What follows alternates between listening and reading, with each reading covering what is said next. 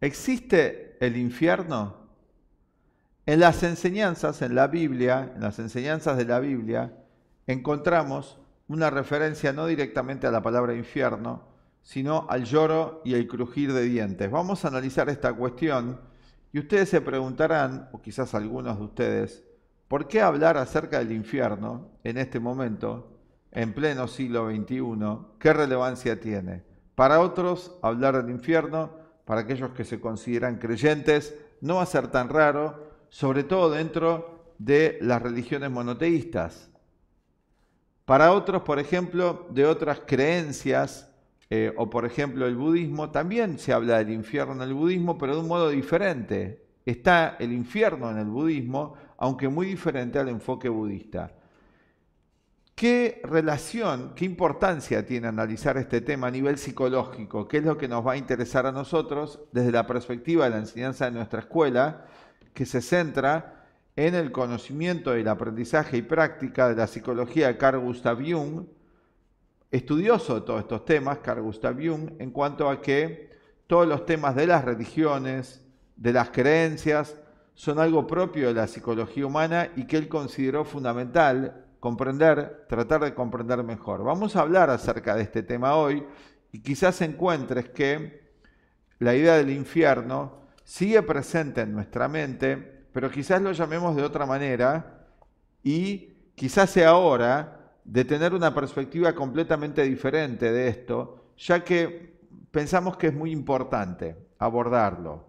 Bueno, les damos la bienvenida al Escarabajo de Oro de la Escuela de Psicología y Filosofía Aztlán y esperamos que estas reflexiones, estas meditaciones nos ayude a tener una conciencia más plena para estar más en el presente y que nuestra mente no esté viviendo con traumas del pasado o con temas irresueltos del pasado, culpas, conflictos, temas psicológicos infernales y tampoco que se proyecte negativamente hacia el futuro. Les damos la bienvenida, ya comenzamos.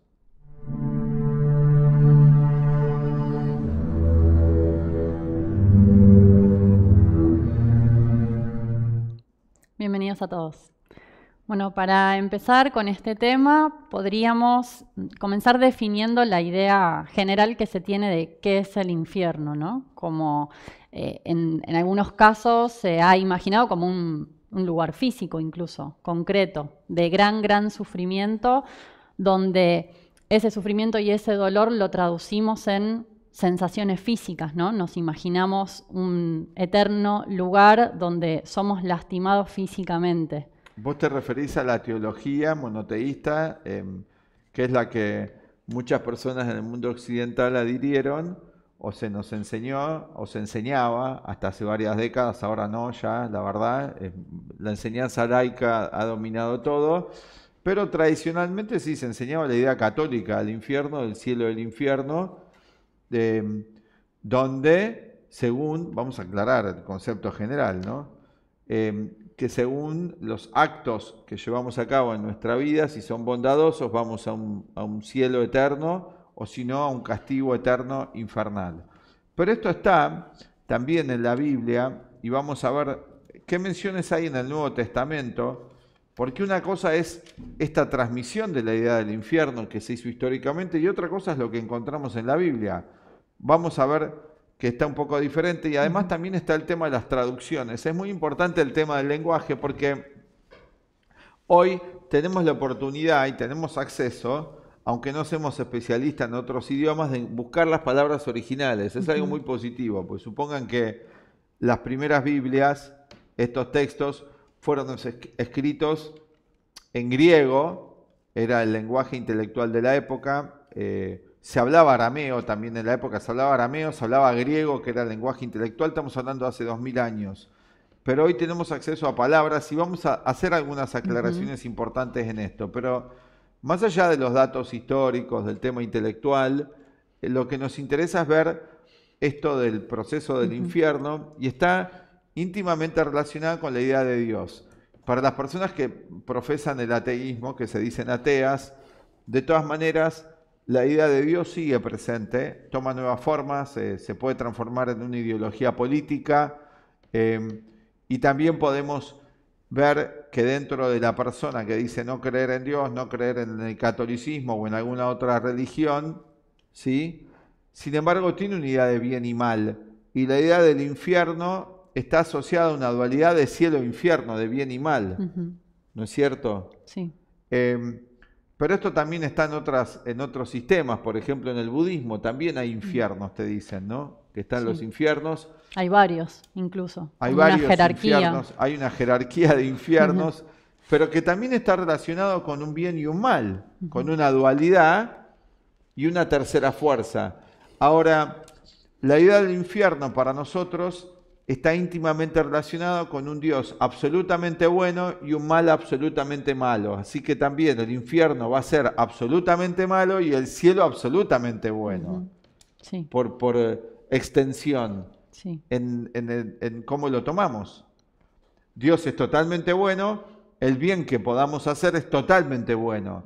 Esto también nos pone en una relación con la vida muy particular y por lo que observamos, la mayoría de las personas de este lado del planeta, de lo que se llama Occidente, estamos muy atravesadas por estas categorías de absolutos, que se llevó al plano político también. ¿Vieron en los partidos políticos? Este partido es absolutamente bueno, el otro es absolutamente malo. No es muy diferente a un Dios totalmente bueno y a un Satanás. O sea, es una extensión de la misma idea. Esta idea del infierno eterno es también la culpa. En lo psicológico moderno saquemos la palabra infierno y pongamos culpa en su lugar. Tengo una culpa de la cual nunca puedo ser perdonado.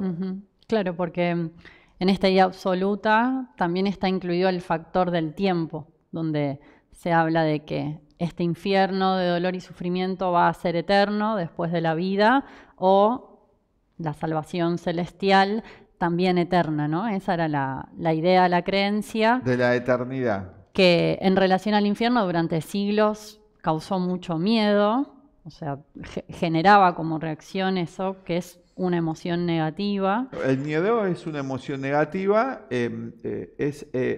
negativa en parte, el intento fue también de que sea preventiva, ¿sí? Pero se transformaba en una emoción muy negativa, este temor, pánico. Sí. Y hoy ya causa más bien rechazo, ¿no? Se rechaza de plano, en general, desde la entrada en el materialismo, eso se rechaza como algo que no existe. Bueno, desde hace 2 siglos empezaron a aparecer un conjunto de intelectuales a decir que la religión había sido utilizada para manipular todas las mentes, por lo tanto, había que dejar todos esos miedos inculcados por la religión y veneración también y idolatría de la religión, y había que centrarse en lo material concreto de todos los días. Sin embargo, esas mismas personas que promovieron eso, estos ideólogos del siglo XIX, con las ideologías materialistas, cayeron en un nuevo cielo e infierno, que son los absolutismos políticos. No pudieron escapar de esta dualidad, porque no estaba resuelto el enfoque dualista de la vida. No estaba claro, ¿no? Pensaba un ejemplo de eso para ver esto, que cuando estamos polarizados en una idea o nos volvemos muy fanáticos, muy dogmáticos, por ejemplo, alguien que es de un partido político, al líder del otro partido no le puede reconocer ninguna cualidad. Bueno. Es como Satanás encarnado, ¿no? Ni siquiera tiene que hacer todo un trabajo la persona muy, muy polarizada en su ideología política en decir quizás, bueno, es buen orador, como por reconocer algo, ¿no? Mira, en lo particular puede ser que secretamente sí tengo una admiración por el opositor, pero al igual que se usó esta idea del infierno para tener dominada a la gente durante siglos, ¿sí? También políticamente se usa esto. Ver al enemigo como absolutamente malo, aunque el ideólogo de esto sabe que no es tan así. Así que también está eso. De todas maneras, aunque él esté manipulando esto, y aunque haya habido personajes que manipulasen esto, hay un dicho antiguo que no recuerdo exactamente cómo es, pero dice el que está manipulando veneno, al final se termina envenenando. Estas personas que creen poder manejar a otros con esto, también son presas de los mismos prejuicios. No hay tal cosa como estar manejando todo el tiempo ideas y no nosotros ser juzgados por esas mismas ideas, estar atrapados en ellas nosotros mismos. Así que también hay que tener en cuenta esto como importante. Ahora, volviendo al tema de si existe o no el infierno, Sí. queríamos traer un poco acá de la Biblia misma, Claro. leer dónde hace referencia a esto. Hay Ujú. muchos pasajes, hoy lo pueden encontrar fácilmente. Hay una parábola acá, una enseñanza del Maestro Jesús que habla de los talentos. La parábola de los talentos, que es muy buena, que habla de los diferentes niveles de conciencia. Vamos a explicar todo esto psicológicamente, que es el enfoque que le da Jung. Carl Gustav Jung estudió mucho las enseñanzas de Cristo y también las enseñanzas apócrifas del gnosticismo, donde también está esta mención. Hay todo un desarrollo acá, donde Cristo habla de los talentos. En la parábola habla mucho de diferentes tipos de ser humano frente al conocimiento, a la sabiduría, y al final termina diciendo, porque al que tiene le será dado. Esto está en Mateo capítulo 25, versículo 30, 29 y 30 voy a leer. Porque al que tiene le será dado y tendrá más, y al que no tiene aún, lo que tiene le será quitado. Bueno, leído esto fuera de contexto, sin desarrollar toda la parábola, es bastante injusto, pero no es así, tiene todo un desarrollo de la parábola muy lógico. Y luego sigue, al siervo inútil, echadle en las tinieblas de afuera, y allí será el lloro y el crujir de dientes, dice, el sufrimiento, como el infierno, ¿no? El lloro y el crujir de dientes.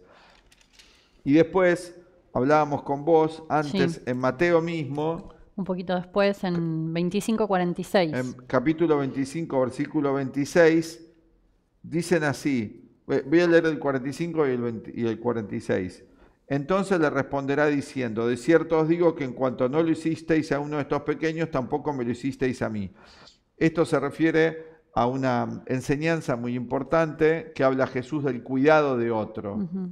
¿no? Sí. Y habla del que no cuida de nadie y que no ayuda a otros. Voy a hacer una síntesis. Y termina diciendo, y el que no hace esto, de cuidar de nadie, de ayudar a otro ser humano, no cuidarlo, lo perjudica, lo abandona, es indiferente, dice, e irán, dice, acá, esto es la traducción a nuestro idioma, al castigo eterno y los justos a la vida eterna. O sea, el que es justo, el que actúa según los preceptos, ¿no?, de Cristo, de su enseñanza, va a la vida eterna, y el otro va al castigo eterno. Y acá buscamos la traducción de la palabra original de eterno, porque eterno te da la idea que estás condenado eternamente por Claro. algo que hiciste mal o por tu vida, Ujú. ¿no? O sea, Y acá esto dominó mucho. Y el complejo de culpa también funciona así. El complejo sí. de culpa también lo manipulan los políticos actuales, ¿no? Se sigue manipulando eso. O sea, ¿por qué se puede usar esta idea de la culpa, del infierno? Porque no se puede usar nada si no hay algo de verdad en eso, porque si no, no tendría resonancia en nosotros. Tener eso en cuenta primero, que por eso vale la pena estudiarlo mejor, reflexionar sobre ello. Sí que... Sí. Que, como ante la pregunta, ¿qué dice el Evangelio, las enseñanzas originales de Cristo sobre el infierno? Que de hecho esa palabra así literal no aparece directamente, hay que ver siempre las traducciones, pero sí habla de la idea de un castigo, ¿no? Eso sí está. Pero ante esta cuestión que me parecía, ¿no?, como que eso es lo que genera mayor emoción negativa, esta idea de lo eterno asusta mucho. Lo absoluto O, de un error, ¿sí? O genera que no se crea para nada. Pero también en sentido positivo, porque hago algo bien y también el efecto es eterno del eterno. bien que hago. Entonces también, ¿no?, me duermo en los laureles, Tal me quedo cual. también en la misma actitud, ¿no?, frente a lo positivo o lo negativo de nuestra Con vida. hacer un poquito ya está, entonces es eterno. Hay mucha inflación del yo. Frente a cualquier factor positivo y frente a cualquier factor negativo hay una deflación total del yo. Claro. Oscilamos en esa dualidad, ¿no? Que es, hoy en términos psiquiátricos, es la depresión o... Sí, ansiedad. O ansiedad, ¿no? Euforia, ¿no? Todas estas dualidades extremistas que están en la mente humana. Entonces, si lo pensamos, bueno, la idea de castigo, de consecuencias, eso en la vida está, cotidianamente lo vivimos. Si nos equivocamos, somos castigados por la vida, por así decirlo. No Hay creo que sea un castigo de efectos la vida, ¿no? negativos. Entonces es un problema usar la palabra Las castigo. palabras, sí. Realmente entiendo lo que decís, Ujú. por eso ponés entre comillas cuando Sí, se hace ahora. Eh, en realidad es el efecto de una causa, ¿no es eso. cierto? Entonces Ujú, hay que medir los niveles para entender esto, ujú. de causas y efectos. Y lo relativo, no hay una idea relativa, hay una idea absoluta, pero acá hay una idea también relativa porque dice eterno y en realidad la palabra original no era eterno. Claro. Dice, irán estos al castigo eterno y los justos a la vida eterna. Vos Ujú. buscaste la palabra original, ¿no? Sí, porque hoy, y esto está publicado, al que le interese lo puede buscar por sí mismo, o sea, son conocimientos que se accede muy fácil, la verdad. Eh, los evangelios originales, ¿no? Uno de los idiomas de los que después se fue traduciendo, lo explicábamos hace poco también, era el griego y después se fue traduciendo Al latín al después, porque el latín. idioma no era, el idioma intelectual no era el Sí. latín, ¿no? Ujú. De los escribas, ¿no? Entonces, los significados más originales van a estar En en griego. griego y la palabra que estaba escrita ahí, donde hoy se traduce como eterno en este pasaje, era aionis. Aionis, aionis, Aionios, ¿no? aionios. Sí, ahí hay que saber un poco de cómo se pronuncia, pero sí conocemos la palabra aion. Aion, hay un libro Nosotros, de sí. Jung que se llama Aion, ¿no? O sea, nos lleva a un conocimiento Más gnóstico. hoy más gnóstico y más conocido, que si bien, y esto aclaran, se tradujo como eterno y se usa como esa traducción en general, en realidad en el término original se explica que aion quiere decir un periodo específico de tiempo. Una edad. Una edad o una una era, claro, o época histórica. Entonces dice Entonces, que por un tiempo es claro, este efecto crujir, positivo o negativo, no ujú, permanente, dice aionios, sí. no es para siempre. Esto es una idea muy importante que cambia todo, entonces pone estas dualidades no como absolutas. Ujú. Es indudable que, y en lo psicológico podemos entenderlo, y ahí vamos a una idea más psicológica, ¿no? Dejando de lado la parte externa, que hay un lugar donde se nos va a quemar, se nos va a castigar, o que hay un lugar donde vamos a estar con unos angelitos y unos bebotes eternamente, ¿no? Que también esto hasta el día de hoy se sigue repitiendo. No nos estamos burlando de esto, pero estamos explicándolo psicológicamente, ¿no? Ujú, sí. Veamos, dejando eso de lado, vamos a la idea psicológica. ¿Qué sería, inclusive a nivel poético, si yo digo me siento como en un infierno? ¿Cuál es la idea? Un lugar muy incómodo, una situación muy incómoda. Sí, no un lugar, me siento, Sí, sí, algo interno. psicológicamente, ¿no? Un estado Un estado.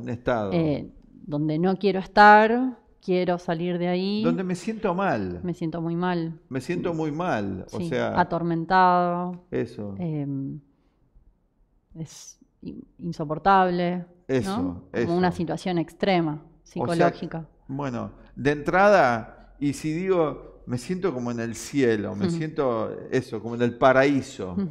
Sí, también me gustaría estar siempre ahí, como mantener ese estado positivo, sin preocupaciones, sin incomodidad, sin dolor, sin sufrimiento, En paz. en paz. Ujú. Pienso que acá el hecho de que no se haya enseñado todo este conocimiento psicológicamente, donde no estuvo presente el intermediario, ¿no? Como decía Meister Eckhart. Meister Eckhart decía, un místico, que fue también muy perseguido. Meister Eckhart decía, ¿cuál es el intermediario entre Dios y el hombre? En contra o cuestionando el hecho de que el ser humano necesite una intermediación de alguien externo para con Dios, con lo superior, ¿no? Decía, ¿cuál es el intermediario entre Dios y el hombre? El alma, decía. El alma. Y el alma es lo psicológico. Ujú. Entonces el problema de que se haya quitado al intermediario aquí como lo más importante, ¿qué pasa en la mente?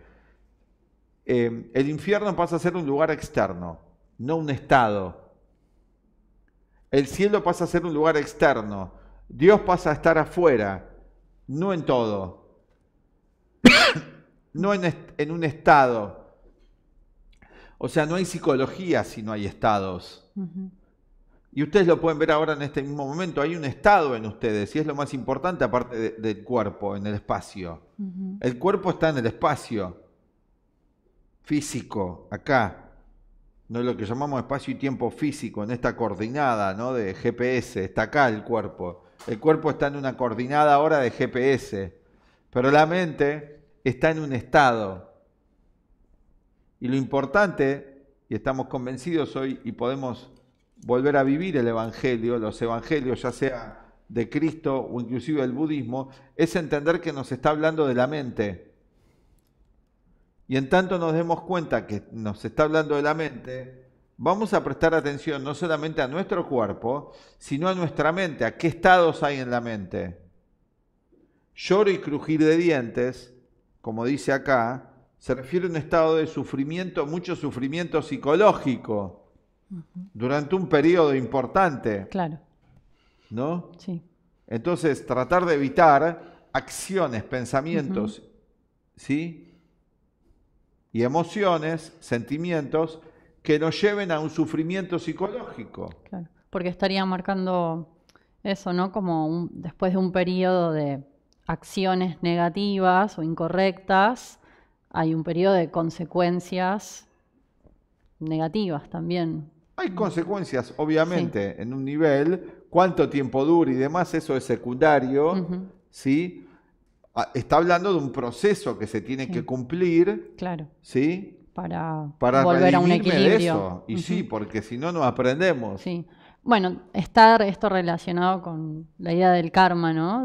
Completamente. De la tradición oriental, que uno de los nombres que le dan, ¿no? Es la ley de retribución universal. Claro. Como en esta idea de volver a un equilibrio entre causas y efectos. Pero eso es ninguna acción nuestra, de un ser tan incompleto, limitado, parcial como nosotros, va a tener una consecuencia eterna. Claro. Eso no quiere decir que no va a tener una consecuencia. Cuando sepamos y veamos la seriedad de eso, por eso dice crujir y rechinar de dientes, porque ¿qué idea te da? Bueno, ¿para qué el sufrimiento? Nosotros, una enseñanza que damos en nuestros cursos, que yo recibí cuando empecé a estudiar y después siempre seguí recibiendo, y que hoy transmitimos a nuestros alumnos, es que en los cursos hoy asociados a lo espiritual o a la psicología transpersonal está la idea de que todos estamos evolucionando, ¿no? Sí. Para cerrar el tema de hoy. Sí. Y nosotros enseñamos en la escuela Aztlán, como también en el gnosticismo está esta idea, en la filosofía de la India, en la psicología budista, que no es cierto eso, que no hay evolución garantizada. No es que estamos evolucionando siempre, podemos involucionar también, podemos degradarnos. Sí.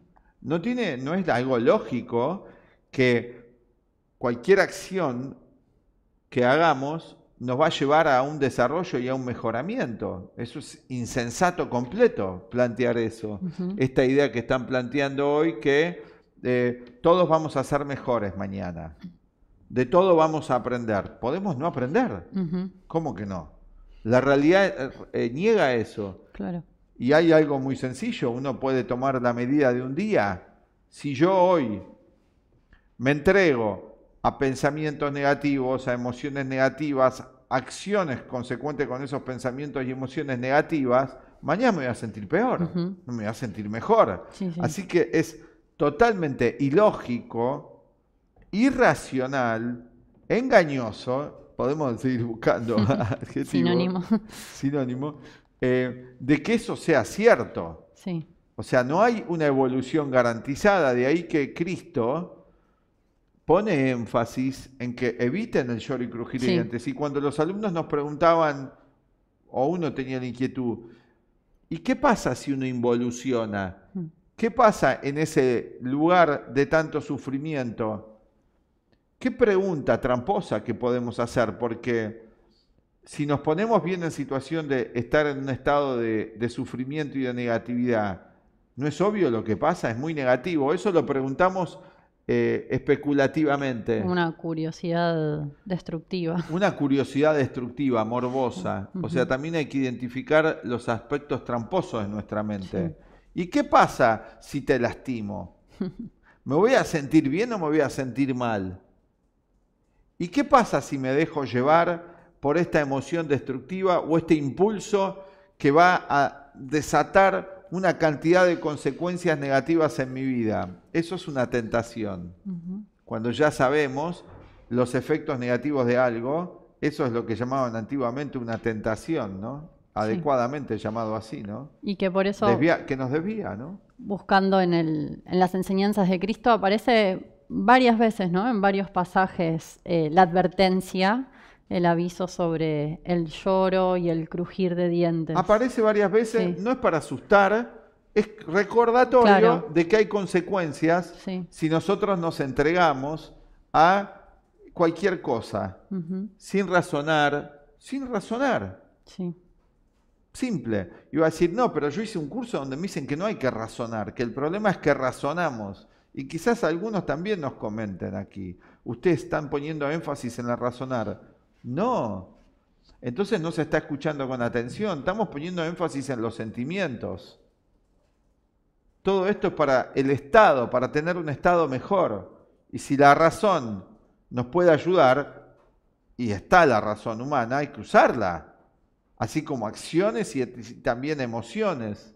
Tenemos que usar todo lo que está a nuestra disposición. Entonces, hablamos de un estado, ¿no? De alcanzar un estado de más paz, un estado celestial. No es permanente. Tampoco no va a ser eterno.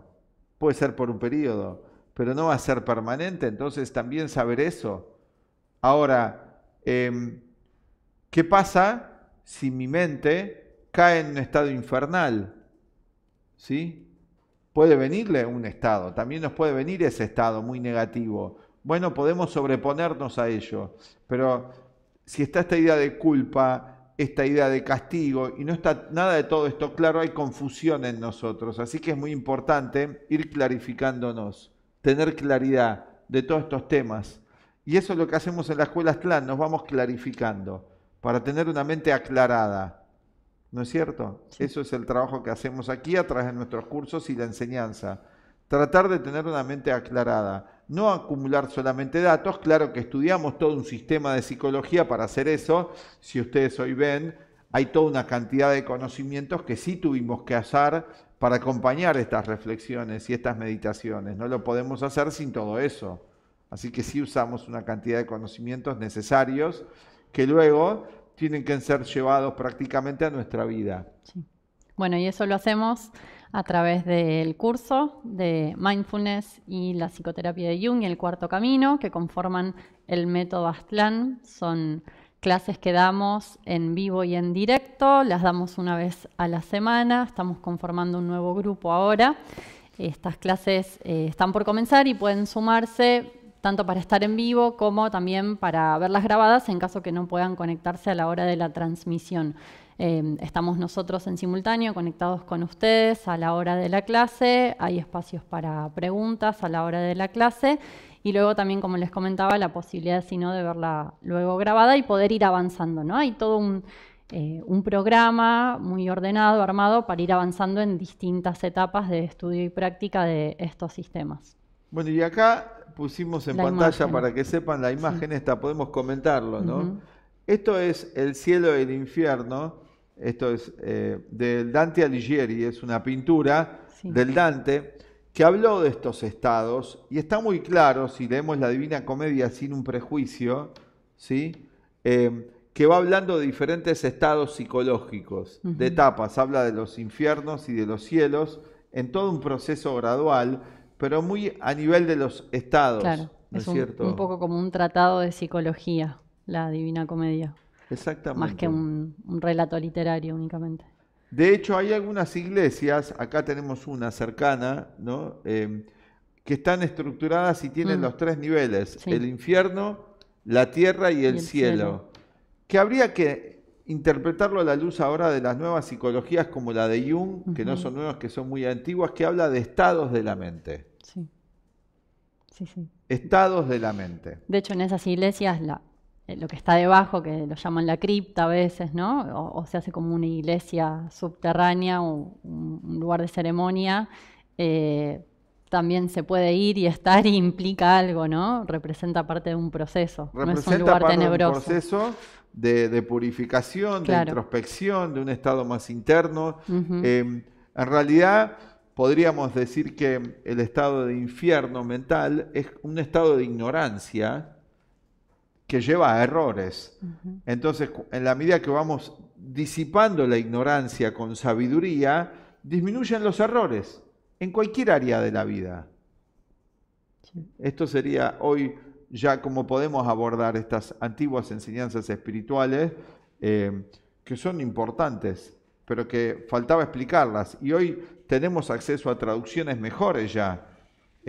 Así que también podemos volver a las ideas originales. Bueno, esperamos que les haya gustado el material y los esperamos. Hasta la próxima. Gracias, hasta la próxima. Chao.